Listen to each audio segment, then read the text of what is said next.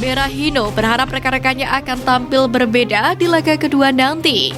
Apalagi dia melihat performa tim di babak kedua jauh lebih baik. Pemain andalan Burundi diungkap masa depannya, singgung Liga 1 Indonesia. Berahino pun merasa senang dengan atmosfer sepak bola di Indonesia. Itu karena sambutan yang diberikan supporter kepada penyerang 29 tahun tersebut. Maklum saja Berahino menjadi salah satu pemain di timnas Burundi yang paling beken.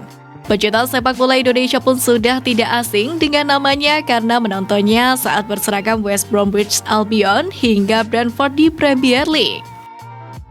Terima kasih atas sambutan yang mereka berikan ke saya. Saya ingat ketika di West Brom ada orang Indonesia datang ke tempat latihan. Dia meminta saya untuk menandatangani sesuatu. Saya senang berada di sini, orang-orangnya baik, kata Berahino. Berahino membuka peluang melanjutkan karirnya di Indonesia. Jebolan Premier League itu hanya tinggal menunggu tawaran menarik dari klub Liga 1. Sayangnya, penggemar sepak bola tanah air belum bisa menyaksikan aksi Berahino dalam laga timnas Indonesia kontra Burundi di jilid pertama. Tanpa Berahino, Burundi pun keok dengan skor 1-3 pada Sabtu kemarin. Namun, Berahino merasa terhibur di mana dia selalu mendapatkan teriakan dari supporter di tribun ketika memegang bola saat pemanasan di jeda turun minum.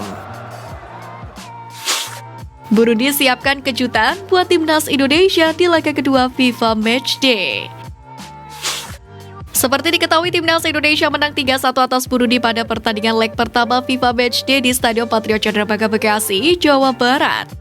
Gol skuad Garuda dicetak oleh Yakob Sayuri pada menit ke-6, Deddy Sulistiawan pada menit ke-14, dan Rizky Ridho di menit ke-44. Sementara timnas Burundi hanya sanggup membalas 1 gol via Pasifik pada menit ke-51. Kekalahan itu tentunya cukup mengejutkan bagi anak asuh Etienne Ndayiragije. Oleh karena itu, balas dendam diusung pada laga kedua, timnas Burundi versus timnas Indonesia di Stadion Patriot pada Selasa. Berahino berharap rekan-rekannya akan tampil berbeda di laga kedua nanti. Apalagi dia melihat performa tim di babak kedua jauh lebih baik. Burundi akan berusaha melanjutkan performa di babak kedua itu pada esok hari. Bagi timnas Indonesia, kemenangan di laga perdana bisa menjadi modal penting.